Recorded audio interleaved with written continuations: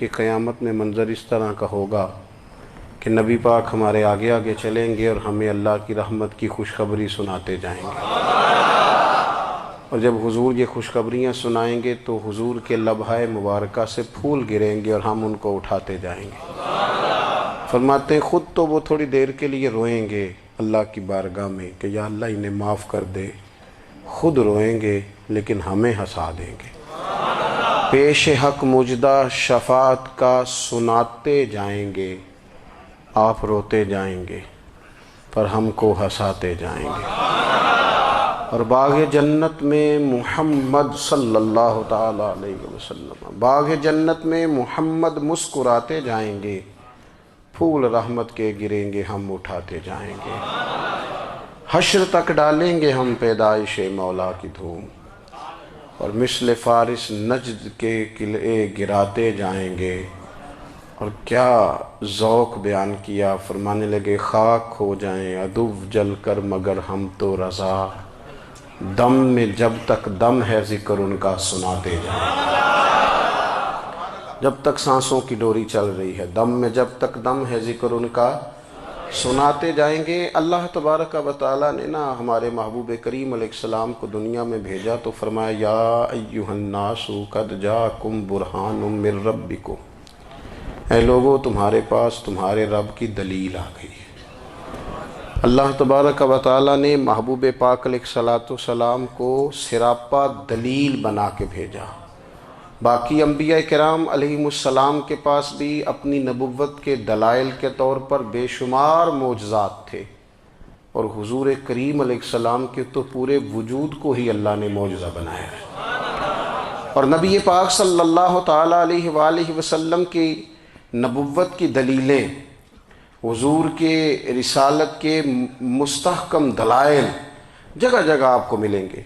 سب سے پہلی چیز تو یہ سمجھنے والی ہے کہ نبی پاک علیہ السلام نے جس چیز کو سب سے پہلے اپنی نبوت کی دلیل کے طور پر بیان فرمایا وہ حضور کا کردار ہے، سیرت ہے، عمل ہے، حضور کا لوگوں کے ساتھ رویہ ہے۔ نبی پاک علیہ السلام کی تبلیغ کے 3 دور ہیں۔ ایک تو حضور نے اپنے قول سے تبلیغ فرمائی ہے، وہ 40 سال کی عمر سے محبوب نے اعلان فرمایا اور تبلیغ کی۔ اور ایک نبی پاک صلی اللہ تعالیٰ علیہ وسلم بالواسطہ حضور کی تبلیغ ہے جو آج تک جاری ہے۔ امت کے علماء، مشائخ، مبلغین حضور کے دین کو آگے پھیلا رہے ہیں، تو دراصل یہ بھی تبلیغ رسول پاک علیہ السلام ہی کی تبلیغ۔ اور ایک حضور کی تبلیغ کا دور ہے، حضور کی پیدائش سے لے کر ولادت مبارکہ سے لے کر حضور علیہ السلام کے اعلان نبوت تک۔ اس دوران نبی پاک نے جو تبلیغ فرمائی ہے وہ اپنے کردار سے فرمائی ہے۔ عرب کا وہ معاشرہ جو بڑا میلا کچیلا گدلا ہو چکا تھا، جس کے اندر سراسر مادہ پرستی کا زور تھا، جس کے اندر لوگ انسانوں کی خرید و فروخت کرتے تھے، جس کے اندر بیٹیوں کو زندہ دفن کر دیتے تھے، جس کے اندر جو آدمی جتنا زیادہ مضبوط ہوتا تھا اتنا زیادہ لٹیرا بن جاتا تھا، اس معاشرے کے اندر رسول کریم علیہ السلام نے 40 سال گزارے، اور اس طرح گزارے کہ جو بیگانے بھی تھے وہ بھی کہا کرتے تھے یہ صادق ہیں، یہ امین ہیں۔ اور جب حضور نے اعلان نبوت کیا تو فرمایا، یہ قرآن مجید کے لفظ ہیں، فرمایا فَقَدْ لَبِثْتُ فِيكُمْ عُمَرًا مِّن قَبْلِهِ أَفَلَا تَعْقِلُونَ، میں تمہارے بیچ عمر کا ایک حصہ گزار چکا ہوں، تمہیں عقل نہیں ہے، شعور نہیں ہے۔ نبی کریم علیہ السلام نے اپنے کردار کو، اپنے عمل کو اپنی نبوت کی دلیل کے طور پر بیان فرمایا۔ وہ تو حضرت حلیمہ بھی فرماتی ہیں نا، جب میں نبی کریم علیہ السلام کو اپنے گھر لے گئی تو میرا اپنا بچہ بھی دودھ پیتا تھا، 2 میرے بیٹے ہو گئے، ایک میری یہ نسبی اولاد اور حضور میری رضائی اولاد۔ تو کہتی ہیں جب میں کریم محبوب علیہ السلام کو اپنے سینے سے لگاتی تھی تو حضور میرے ایک پستان سے دودھ پیتے تھے اور دوسرا اپنے بھائی کے لیے چھوڑ دیا کرتے تھے۔ یہاں سے رسول کریم علیہ السلام نے کردار کے ذریعے تبلیغ، اور پھر اعلان نبوت سے پہلے ایک تنظیم عرب کے جوانوں پر، عرب کے سرداروں پر مشتمل بنائی گئی، جس میں نبی کریم علیہ السلام نے بڑا حصہ لیا سرکار نے، اور بڑے اہم لوگوں کو شعور حضور نے عطا فرمائے، وہ اس جماعت کا فیصلہ تھا کہ ہم سارے جوان، سارے بڑے لوگ ملیں گے۔ یہ حضور کے اعلان نبوت سے پہلے کی بات ہے۔ ہم بڑے لوگ ملیں گے، کسی بڑے کو کسی چھوٹے پر ظلم نہیں کرنے دیں گے، کسی آدمی کو کسی غریب کا حق نہیں کھانے دیں گے۔ حضور علیہ السلام نے نا اپنے کردار سے، اپنے عمل سے، اور آپ کا جو عمل ہوتا ہے نا وہ اصل ہوتا ہے۔ ایک ہوتا ہے آپ کوئی بات کرتے ہیں، اور ایک ہوتا ہے کہ آپ کوئی عمل کرتے ہیں۔ آپ جب عمل کرتے ہیں تو عمل کے ذریعے بھی لوگوں تک بات پہنچتی ہے کہ دراصل آپ کا اٹھنا بیٹھنا چلنا پھرنا کیا ہے۔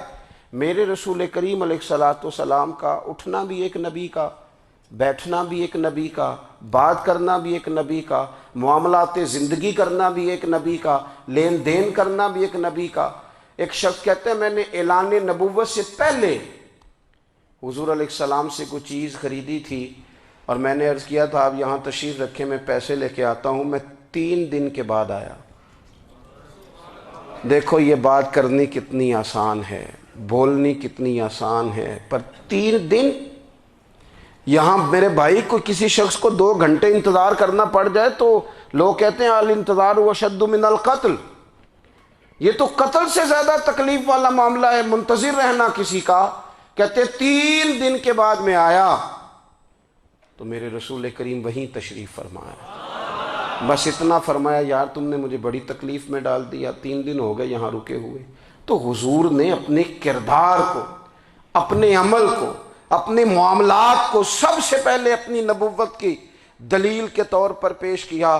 کسی نے کیا خوب کہا تھا کہ جو تیری جان کے دشمن ہیں وہ بھی کہتے ہیں، وہ جو تیری جان کے دشمن ہیں، بظاہر تو آئے ہیں نا ہجرت کی رات جان لینے، لیکن امانتیں حضور کے گھر میں رکھی ہوئی ہیں، امانتیں کاشانہ نور پہ پڑی ہیں۔ وہ جو تیری جان کے دشمن ہیں وہ بھی کہتے ہیں کہ امین تو ہے اور صداقت کی آبرو تو ہے، امین بھی تو ہے، صداقت کی آبرو تو ہے۔ تو پہلے کردار۔ پھر دوسری بات، اللہ تعالیٰ نے اپنے محبوب علیہ الصلوۃ والسلام کو اپنا مطلق نائب بنا کر، اپنا محبوب اعظم بنا کر، ویسے ہی سارے انسانوں کے بارے میں کہا وَإِذْ قَالَ رَبُّكَ لِلْمَلَائِكَةِ إِنِّي جَاعِلٌ فِي الْأَرْضِ خلیفہ، میں زمین میں اپنا نائب بنانے والا ہوں۔ لیکن حضور علیہ السلام تو محبوب ہے نا، حضور کی نیابت تو محبوبیت کے درجے پر فائز ہے۔ تو رسول پاک کو رب کریم نے اس طرح کا بنا کے بھیجا کہ حضرت عبداللہ ابن رواحہ رضی اللہ تعالیٰ عنہ بیان فرماتے ہیں کہ اگر حضور کوئی معجزہ نہ بھی دکھاتے، نبی کریم علیہ السلام سے کوئی اعجاز لوگ نہ بھی دیکھتے، تو محبوب کا تو چہرہ ہی اس طرح کا تھا، لوگوں نے دیکھتے جانا تھا اور کلمہ پڑھتے جانا تھا۔ لیکن باوجود اس کے میرے رسول پاک کا اعجاز یہ ہے، کمال یہ ہے کہ حضور کبھی اشارہ کر دیں تو چاند 2 ٹکڑے ہو جائے، کبھی دعا مانگ دیں تو ڈوبا ہوا سورج واپس آ جائے، کبھی محبوب گزرنے لگیں تو پتھر آپ پر سلام پڑے، کبھی حضور پہاڑ پر چڑھ جائیں تو پہاڑ وجد میں آ کر جھومنے لگیں، محبوب کا کبھی نماز پڑھاتے ارادہ بن جائے تو اللہ تعالیٰ قبلے کا رخ ہی تبدیل فرما دے۔ کیا خوبصورت سوچ ہے اور کیا نظریہ دیتے ہیں بریلی کے امام۔ فرماتے ہیں اجابت کا جوڑا عنایت کا صحرا، دلہن بن کے نکلی دعائے محمد، اور اجابت نے جھک کر گلے سے لگایا بڑی ناز سے جب دعائے محمد۔ دیکھو خدا کی رضا چاہتے ہیں دو عالم، خدا چاہتا ہے رضائے محمد صلی اللہ تعالی علیہ وسلم۔ اور ایک مقام پہ فرماتے ہیں نائب دست قدرت پہ لاکھوں سلام، نائب دست قدرت پہ لاکھوں سلام۔ تو اللہ تعالیٰ نے نبی پاک صلی اللہ تعالی علیہ وسلم کو جو اعجاز۔ پھر ایک اور بات، حضور امی ہیں، لاکھوں سلام، نائب دست قدرت پہ لاکھوں سلام۔ تو اللہ تعالیٰ نے نبی پاک صلی اللہ تعالی علیہ وسلم کو جو اعجاز۔ پھر ایک اور بات، حضور امی ہیں، دنیا میں آ کر محبوب نے کسی سے پڑھا ہی نہیں۔ میرے محبوب نے جتنا پڑھا ہے رب کریم سے ہی پڑھا ہے۔ الرحمن علم القرآن خلق الانسان، رحمان نے قرآن سکھایا پھر انسان بنایا۔ اللہ تبارک و تعالیٰ کی بارگاہ کرم سے حضور نے لیا رسول کریم امی ہیں، یہ بھی حضور کی نبوت پر ایک بڑی دلیل۔ دیکھو ایک ہوتا ہے کوئی آدمی بچپن سے ہی کسی چیز سے شغف رکھے اور جب اس کی عمر بڑی ہو جائے تو کہتے ہیں اس کا تجربہ بڑا ہو گیا ہے، یہ پہلے کوئی شعر کہتا تھا، کوئی ادبی جملہ کہتا تھا، تو اب اس کی یہ کام کرتے کرتے عمر بڑی ہو گئی ہے تو رسوخ حاصل ہو گیا۔ 40 سال کی عمر مبارک تک نبی کریم نے ایک شعر بھی نہیں کہا۔ حضور علیہ السلام نے کبھی کوئی ایسی بات، ویسے تو حضور کی ہر بات حکمت والی، لیکن جس کو عرب کے لوگ اپنے لہجے میں شاعری یا اپنے لہجے میں ادب کہتے تھے، وہ حضور نے بیان نہیں فرمایا۔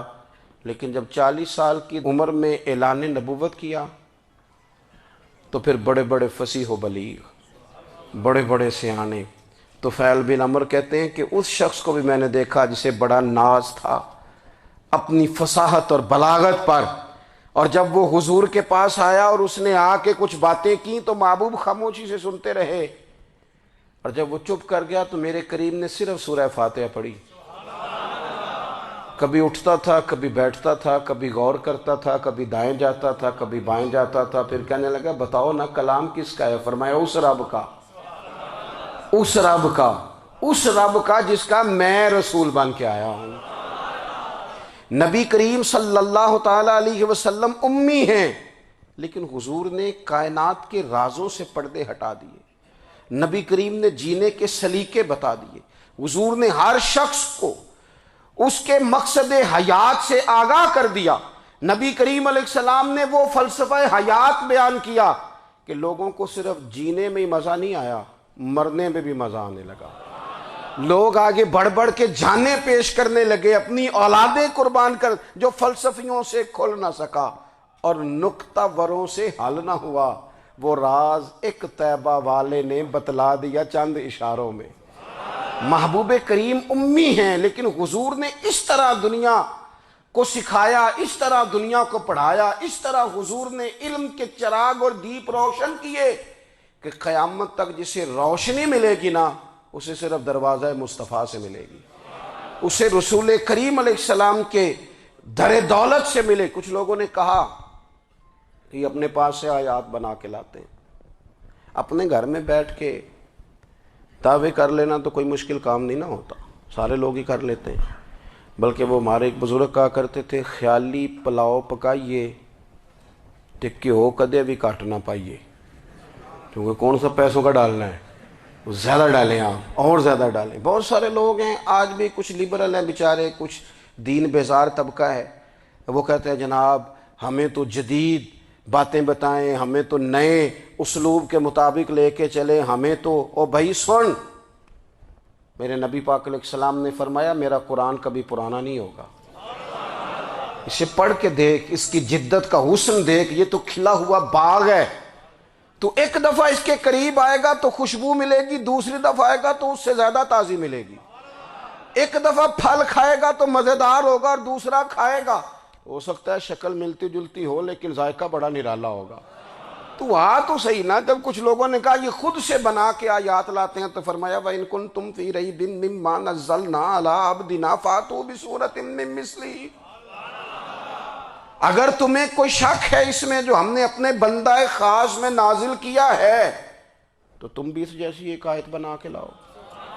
اور چلو چیلنج کھلا ہی دے دیا، فرما وَادْعُوا شُهَدَاءَكُم مِّن دُونِ اللَّهِ،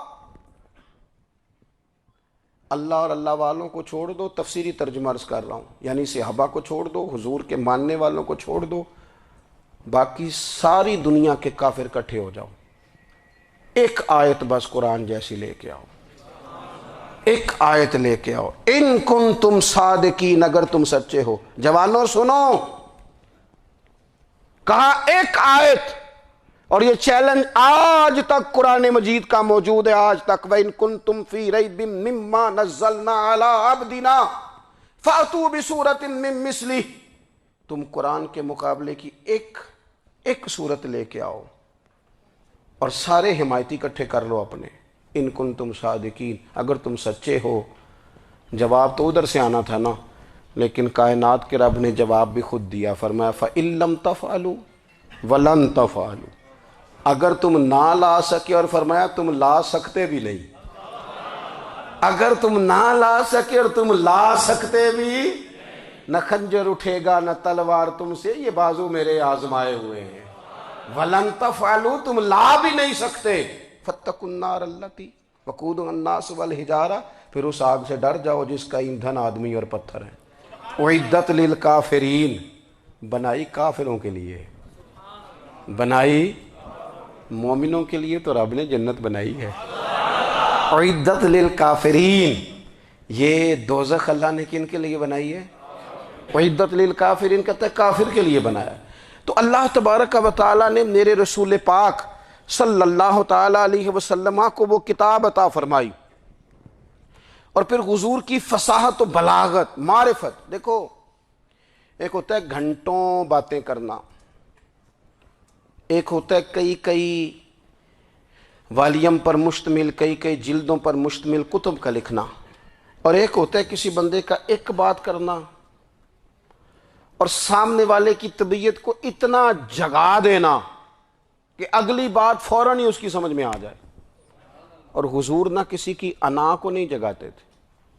ہم بعض اوقات کسی سے خطاب کرتے ہیں، بات کرتے ہیں تو سامنے والے کی انا کو جگا دیتے ہیں، ٹھیس پہنچاتے ہیں، وہ کہتا ہے چل پھر تگڑا ہو جا، میں بھی آیا۔ حضور انا نہیں جگاتے تھے، میرے نبی پاک ضمیر جگاتے تھے تاکہ وہ شخص فیض حاصل کر سکے، اسے کچھ ملے۔ نبی کریم کا جو انداز تکلم ہے وہ اس طرح کا ہوتا تھا کہ انسان خود بخود کھل اٹھتا تھا کہ مطلب یہ بات ہونے کیا لگی ہے، مطلب حضور کیا فرمانے لگے۔ نبی کریم صلی اللہ تعالی علیہ وسلم، ایک دن محبوب کریم نے صحابہ کے بیچ حضور کی فصاحت و بلاغت دیکھے، فرمایا محبوب نے کتنا نادان ہے وہ شخص جو اپنے ماں باپ کو گالی دے۔ کھلی ہو گئی لوگوں کی آنکھیں، کان کھڑے ہو گئے کہ یا رسول اللہ کون ایسا بدبخت ہے جو ماں باپ کو گالی دے گا۔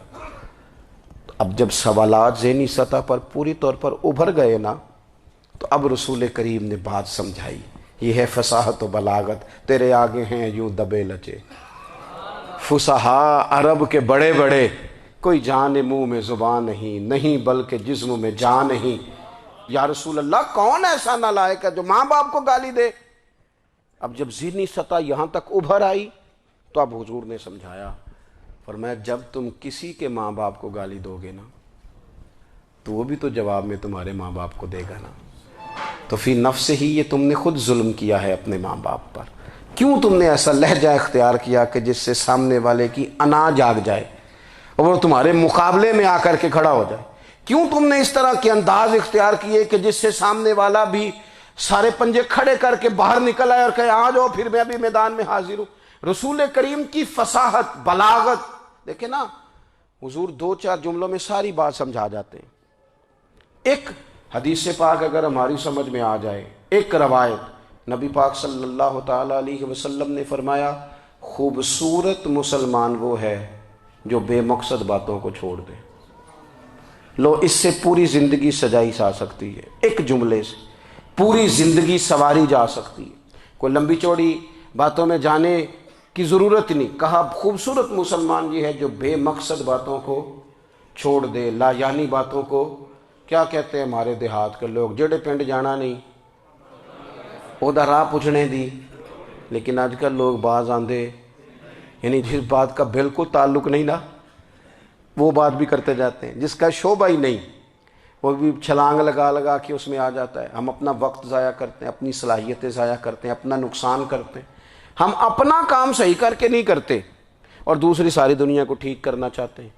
او بھائی آپ جس جگہ جس شعبے سے تعلق رکھتے ہیں آپ اپنے معاملات میں مضبوطی پیدا کریں۔ حضور نے اپنی فصاحت کے ساتھ بلاغت کے ساتھ لوگوں کو قائل کیا، اور قرآن مجید کی تاثیر کا یہ اثر میرے کریم رسول نے دکھایا کہ رات کو جب حضور بیٹھ کے قرآن پاک پڑھتے تھے نا، جب یاسین والے نبی خود یاسین کی تلاوت کریں،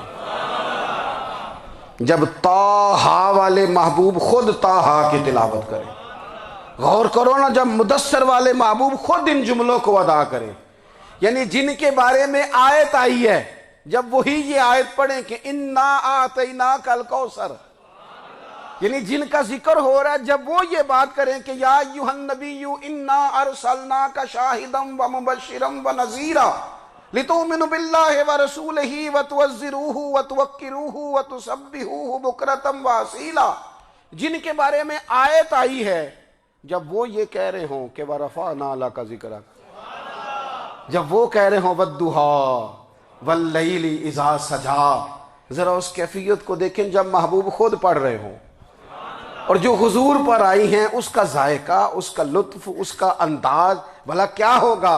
حضور جب رات کو پڑھتے تھے نا قرآن پاک، تو جو پکے کافر تھے نا، ابو جہل جیسے لوگ، وہ بھی جھاڑیوں میں چھپ چھپ کے مدینے والے کی تلاوت سنا کرتے تھے، حضور کی تلاوت سنا کرتے تھے۔ یہی بہتر ہے کہ پردوں میں وہ پردہ پوش رہے، وہ اگر پردے ہٹا دے تو کسے ہوش رہے۔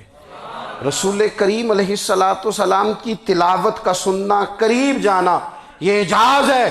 حضرت فاروق اعظم کہتے ہیں میں طبیعت کا بڑا ڈاڈا تھا، مزاج کا بڑا سخت تھا، زندگی ہمیشہ ڈٹ کر گزاری، باتوں پر کھڑا رہنا آتا تھا، پر جب میری بہن نے مجھے چند آیتیں سنائی نا تو میں تڑپ ہی گیا۔ گھروں آیا سا مار مقامنے نو، ہن مینو مار دے لے چلو، اوے متے عمر دی عمر برباد ہو جائے جتھے عمر سوار دے لے چلو۔ یہ اعجاز ہے رسول کریم صلی اللہ تعالی علیہ وسلم پر نازل ہونے والی کتاب کا۔ پھر حضور نے خبریں دی، نبی پاک نے خبریں دی۔ حضور نے فرمایا روم فتح ہوگا، وہ ہوا۔ نبی کریم علیہ السلام نے فرمایا شام فتح ہوگا، تو شام فتح ہوا۔ فرمایا ایران فتح ہوگا، تو ایران فتح ہوا۔ سراقہ بن مالک کہتے ہیں ایک گاؤں پر بھی مسلمانوں کی حکومت نہیں تھی، ایک گاؤں پر۔ حضور مکہ مکرمہ سے نکل رہے تھے، مدینہ طیبہ تشریف لے جا رہے تھے، ابھی راستے میں تھے، میں 100 سرخ اونٹوں کے لالچ میں معاذ اللہ حضور کو گرفتار کرنے پہنچ گیا۔ محبوب نے حکم دیا، حضور کا معجزہ میں نے آنکھوں سے دیکھا، میرا گھوڑا زمین میں دھستا چلا گیا، میں نے معافی مانگی، حضور نے معاف کر دیا۔ میں نے سمجھا اچانک ہو گیا ہے۔ یہ منوانا بھی بڑا مشکل کام ہے۔ شجر و حجر پہچان گئے، انسان کی نظروں میں شاکی رہا۔ یہ کچھ ایسے لوگ ہیں جن کو منوانا توبہ توبہ، ماننے کو تیار نہیں، دیکھ دیکھ کے بھی ماننے کو تیار ہے نہیں، ماننے کو تیار ہی نہیں۔ کہتے ہیں کہ میں نے پھر چاہا آگے بڑھنا، تو پھر زمین کے اندر میرے گھوڑے کے پیر دھنسنے لگے، پھر معافی مانگی۔ کریم تیرے معاف کرنے کی ادا پہ بھی قربان جائیں۔ یہ نہیں فرمایا کہ تو بار بار یوں ہی کرتا ہے، فرمایا معافی مانگتا ہے، جا میں نے معاف کیا۔ کہتے ہیں 3 دفعہ میں آگے بڑھا، 3 دفعہ حضور نے معاف کیا، تو مسکرا کے فرمانے لگے تو یہاں مجھے گرفتار کرنے آیا ہے، وہ کیسر روم کا علاقہ فتح ہوگا۔ وہ کنگن جو پہنتا ہے نا ہاتھوں میں، بادشاہ کے کنگن معروف ہیں، وہ تیرے ہاتھوں میں آئیں گے۔ اللہ کرے آپ سمجھیں۔ یہ جو لوگ ڈری ڈری سہمی اور ہمارے بچے مایوسی کی معاذ اللہ باتیں کرتے ہیں، وہ دیکھیں حضور کس طرح کی گفتگو فرماتے ہیں۔ ابھی ایک گاؤں پر بھی اسلام کی حکومت نہیں، لیکن حضور کا خبر دینے کا انداز۔ کریم فرمانے لگے وہ کیسر روم کے جو کنگن ہوں گے وہ تیرے ہاتھوں میں آئیں گے۔ جناب سراقہ بن مالک فرماتے ہیں کہ میں مسلمان ہو گیا، حضور کا وصال ہو گیا، کنگن نہیں آئے۔ حضرت ابوبکر صدیق کا وصال ظاہری ہو گیا، کنگن نہیں آئے۔ جناب عمر کا دور آ گیا، سراقہ بوڑھے ہو گئے۔ کوئی بندہ پوچھتا نا کہ اب تو عمر ڈھل گئی ہے، زندگی کا پتہ نہیں، کہنے لگے نہیں میں نہیں جاتا، جب تک کنگن نہیں آتے اسرائیل کوئی نہیں آئیں گے، کیونکہ ساڈے نبی دی زبان ساڈے واسطے قرآن۔ جو دن کو کہہ دیا دن ہے تو دن نکل آیا، جو شب کو کہہ دیا شب ہے تو رات ہو کے رہی، اور خدا نے ان کی زبان کو وہ اختیار دیا، جو نکلی منہ سے ان کے وہ بات ہو کے رہی۔ اور فاضل بریلوی کا تو انداز ہی پھر انوکھا ہے نا، وہ تو کہتے ہیں وہ زبان جس کو سب کن کی کنجی کہیں، جس کو سب کن کی کنجی کہیں، اس کی نافذ حکومت پہ لاکھوں سلام۔ کہنے لگے نہیں آتے حضرت اسرائیل، فکر نہ کرو، بوڑھے ہو گئے تھے، نکلنا گھر سے بند کر دیا تھا، حضرت عمر کا دور تھا، کنگن آ گئے۔ حضرت فاروق اعظم نے ان کے پوتوں سے، نواسوں سے، بچوں سے کہا جاؤ بلا کے لاؤ، کا دادا جان بوڑھے ہیں، فرمایا تم کان میں کہہ دینا کنگن آ گئے، پھر تم دیکھنا تو صحیح۔ پھر حضرت سراقہ آئے، حضور نے جو خبریں دیں نبی پاک علیہ الصلوۃ والسلام نے جو گزشتہ قوموں کے احوال بیان کیے، اور پھر میرے نبی پاک علیہ الصلوۃ والسلام نا دنیا میں عزتیں دینے آئے، عزتیں۔ یہ مزاج ہمیں کم کرنا چاہیے، یہ جو ہم ساری زندگی اس کام میں لگا دیتے نا کسی کو نیچا کیسے دکھانا ہے، یہ انداز حضور نے نہیں ہمیں دیا۔ آپ دیکھو حضور تشریف لائے تو ہمیں پتہ چلا کہ حضرت یوسف جیسا سونا کوئی نہیں، حضور تشریف لائے تو ہمیں پتہ چلا کہ حضرت داؤد جیسی خوبصورت آواز کسی کی نہیں، حضور تشریف لائے تو ہمیں پتہ چلا کہ جناب عیسیٰ علیہ السلام کا فقر اختیاری کس طرح کا تھا، محبوب تشریف لائے تو ہمیں پتہ چلا کہ حضرت موسیٰ کا جلال کس طرح کا تھا۔ یہ تو حضور آئے تو نبی پاک علیہ السلام نے اس کی بھی عظمت بیان کی، اس کی بھی شان بیان کی۔ حضور نے بتایا کہ ابو بکر صدیق کی شان کیا ہے، فاروق اعظم کا مرتبہ کیا ہے، عثمان غنی کی حیا کیا ہے، مولا علی کی شجاعت کیا ہے، اہل بیت نبوت کی عظمت کیا ہے۔ حضور آئے عزتیں دینے، ماں کو عزت دی مدینے والے رسول نے، کہا جس کا باپ راضی ہو گیا اس کا رب راضی ہو گیا۔ فرمایا جو 2 بیٹیاں 3 بیٹیاں 4 بیٹی بہنیں یا ایک بیٹی یا بہن بیاہ کے آ گیا نا، اس طرح میری 2 انگلیاں جڑی ہوئی ہیں، میرے ساتھ جڑ کے جنت میں جائے گا۔ رسول کریم صلی اللہ تعالی وسلم نے عزت دی، عزت دی۔ حضور عزتیں دینے، کوئی اعزاز نہیں، ان پڑھ بندہ ہے، سادہ ہے، غریب ہے، مزدوری کرتا ہے، ہاتھوں پہ چھالے، یا رسول اللہ اس کا بھی کوئی اعزاز ہے؟ قربان جائیں، میرے کریم نے عزت دی، فرمایا محنت کر کے روزی کمانے والا تو اللہ کا دوست ہے، یہ اینٹیں اٹھانے والا، یہ مشقتیں کرنے والا، یہ صبح دیہڑی پہ جانے والا، یہ بیچارہ جو اچار سے روٹی کھاتا ہے، تو نے ہر شخص کی قسمت میں یہ عزت لکھی اور آخری خطبے کی صورت میں وصیت لکھی۔ رسول کریم نے ہر بندے کو اعزاز دیا، عظمتیں دی، حضور عزتیں دینے آئے۔ نبی پاک علیہ السلام نے اعزازات دیے، حضور نے نوازا۔ یہ ساری چیزیں میرے رسول پاک کی تشریف، اور پھر یہ جو حضور کے صحابہ اور اہل بیت ہیں نا، یہ بھی میرے نبی پاک کی نبوت کی دلیل ہے۔ اتنی جلدی انقلاب آیا نہیں کرتے، وہ کل تک جو رہزن تھے حضور نے راہبر بنا دیے۔ وہ لوگ جو کل تک ایک دوسرے کے گلے کاٹ کے کھاتے تھے، ایک دوسرے کو مارتے تھے، تکلیف پہنچاتے تھے، برادری ازم پہ لڑتے تھے، حضور نے بھائی بھائی بنا دیے۔ ایک پلیٹ میں کھانا کھانے لگے، سیدنا بلال حبشی، صہیب رومی، سلمان فارسی، حضور نے یوں کر کے ملا دیا۔ نبی کریم علیہ السلام نے تقسیمیں ختم کر دی دنیا میں۔ حضور کے صحابہ نے اپنا کردار اس طرح کا دکھایا، اتنا بلند کیا، اور صحابہ کرام علیہم رضوان اس کو دے کر اتنی بلندیوں پہ گئے کہ گواہیاں اللہ کا قرآن دیتا ہے۔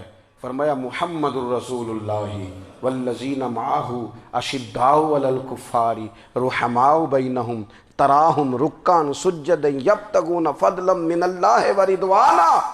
فرمایا یہ جو میرے محبوب کے ساتھ والے ہیں کافروں پر سخت ہیں، آپس میں نرم دل ہیں، تم جب بھی انہیں دیکھو گے سجدے کرتے دیکھو گے، رکوع کرتے دیکھو گے، تم انہیں دیکھو گے اللہ کی رضا کے متلاشی ہیں۔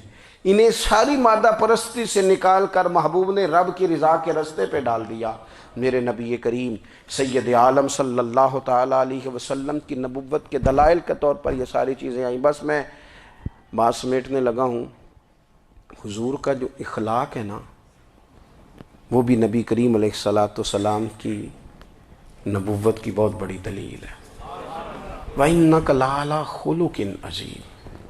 محبوب ہم نے آپ کو نا خلق عظیم کا مالک بنایا ہے۔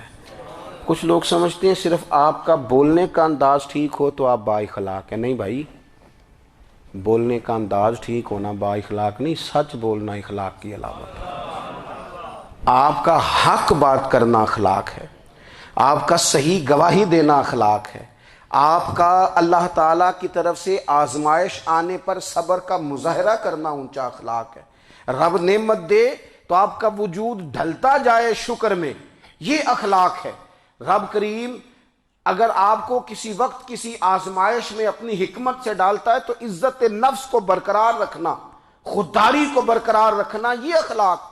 نبی پاک نے اعلیٰ ترین اخلاق کی بات بتائی، اعلیٰ ترین۔ حضور نے لوگوں سے بیعت لیتے وقت کہا تھا میرے ہاتھ پر بیعت کرو، چوری نہیں کرو گے۔ نبی پاک علیہ السلام نے مختلف امور پر بیعت لی۔ حضرت حکیم بن حزام کہتے ہیں حضور نے میرے ہاتھ پہ ہاتھ رکھ کے کہا میرے ہاتھ پہ ہاتھ رکھ کے بیعت کرو کہ کسی دنیا دار سے سوال نہیں کرو گے، خودداری سے زندگی گزارو گے، عزت نفس جو رب نے تمہیں دیا ہے تم اس پر راضی رہو گے۔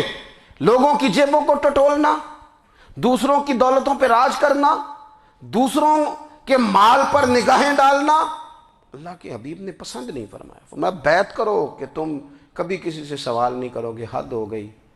نبھانے والوں نے پھر اس عہد کو نبھایا اور کمال کر دی۔ حضرت حکیم بن حزام گھوڑے پہ بیٹھے تھے، ہاتھ میں درہ تھا، وہ زمین پہ گر گیا، قریب غلام کھڑا تھا، حضرت حکیم بن حزام خود گھوڑے سے اترے، درہ اٹھایا، دوبارہ گھوڑے پہ بیٹھے۔ غلام عرض کرنے لگا حضور مجھے بتا دیتے میں اٹھا کر دے دیتا۔ آنکھیں چمک اٹھیں، فرمانے لگے کیسے بتا دیتا؟ اپنے رسول سے وعدہ کیا ہے کبھی کسی سے سوال نہیں کروں گا، کبھی سوال نہیں کروں گا۔ اللہ کے محبوب نے ہمیں اعلیٰ اخلاقی قدروں کی بات ہمیں سکھائی ہے۔ ہم دیکھتے ہیں کہ بڑی جلدی 2 4 5 لوگوں کے غصہ دلانے پر ہم ساری اخلاقی حدوں کو کراس کر جاتے ہیں۔ دوستو ہمارا ایک ویژن ہونا چاہیے، ہمارے ذاتی رویے بڑے معتبر ہونے چاہیے، لین دین کے معاملات کے اندر مسلمانوں کو بڑا صاف ستھرا ہونا چاہیے۔ ہمیں اپنی معاشی زندگی میں روزمرہ کے معاملات میں ہماری توجہات کا مرکز صرف اللہ رسول کی ذات ہونی چاہیے۔ رب کریم نے اپنی حکمت سے کسی کو کتنا دیا ہے یہ اس کی حکمت کے تقاضے ہیں۔ ہمیں اس نے جس رنگ میں جس حال میں رکھا ہے ہمیں اپنے رب کی رضا پر بہت زیادہ مطمئن ہونا چاہیے۔ اچھا پھر ایک اور بات، جن چیزوں کو ہم نے دکھ بنایا ہے نا یہ تو وہاں دکھ تھا ہی نہیں۔ مہینہ مہینہ چولہا نہیں جلا، لیکن کسی جگہ اظہار غربت ہے حضور کی اولاد پاک کا یا صحاب کا یا ازواج کا۔ مہینہ مہینہ چولہا نہیں جلا، لیکن یہ اخلاق عالیہ کا حسن دیکھو، اپنے گھر مہینہ مہینہ چولہا نہیں جلا، جو مانگنے آیا اسے جھولی بھر کے عطا فرمایا، کوئی دروازے سے خالی نہیں گیا۔ عزیز بھائی اگر زندگی میں اخلاقی قدریں ہم اپنا لیں اور ہم تھوڑا تھوڑا کر کے اپنے آپ کو تبدیل کریں، ساری زندگی توجہ رہی کہ فلاں کیا کر رہا ہے فلاں کیا کر رہا ہے، تھوڑا سا گردن کو جھکا کے اپنے اوپر توجہ ڈالیں، اپنے آپ کو وقت دیں، حضور کے اخلاق عالیہ کی روشنی میں، تعلیمات حسنہ کی روشنی میں ہم اپنے کردار و عمل پر تھوڑی توجہ دیں۔ اس وقت بہت بڑی تعداد میں امت مسلمہ ہے، اور ایسا نہیں ہے کہ دولت نہیں ہے، دولت سے بھی سرشار ہیں۔ ہمارے ہاں بڑے بڑے انجینئر ہیں، بڑے بڑے ڈاکٹر ہیں، لیکچرار ہیں، ہمارے پاس بڑے بڑے ہاسپٹل ہیں، بڑا کچھ ہے، لیکن کردار و عمل کے بادشاہ، اپنی زندگی تقوی کی روشنی میں گزارنے والے ان لوگوں کی تعداد کم ہے۔ اگر کوئی آج بھی سارے کام نیک کرے لیکن جائیداد میں سے بیٹی کا حق رکھ جائے تو پھر اس نے کیا میلاد منایا ہے؟ اگر آج بھی جو 2 4 لوگ بیچارے اس کے زیر دست ہیں، ملازمین ہیں، ان کے ساتھ اس کا رویہ انتہائی سخت ہو تو اس نے کیا میلاد منایا؟ اگر آج بھی وہ برادری ازم کی بنیاد پر دوستیاں کرے اور چھوٹے بڑے کی وہ تقسیم رکھے، جسے حضور نے فرمایا کہ قبیلے تو تعارف کے لیے، ورنہ کسی عربی کو اجمی پر، گورے کو کالے پر کوئی فضیلت نہیں۔ اگر کوئی آج بھی اس برادری ازم کا قائل ہے پھر اس نے کیا میلاد منایا؟ اگر کوئی شخص آج بھی اپنے آپ کو مادہ پرستی میں پوری طرح دھکیل چکا ہے اور رضا الہی کا مسافر نہیں بنا تو اس نے کیا میلاد منایا؟ اپنی طبیعتوں میں روحانی تبدیلی اور وہ خاص افکار جو حضور اپنے غلاموں میں پیدا فرماتے ہیں، ان افکار کو پیدا کرنا، سوچوں کو بدلنا، سوچوں کو، نظریات کو بدلنا، اپنے روزمرہ کے معاملات کا جائزہ لینا کہ ہم کس طرح آگے بڑھ سکتے ہیں اور کس طرح ہم ایک بہترین امتی اور ایک بہترین مسلمان بن سکتے ہیں، اس پر توجہ دینا، یہ میلاد ہمیں سبق دیتا ہے۔ اللہ تعالیٰ مجھے اور آپ کو عمل کی توفیق عطا فرمائے۔ آخر دعوایا ان الحمدللہ۔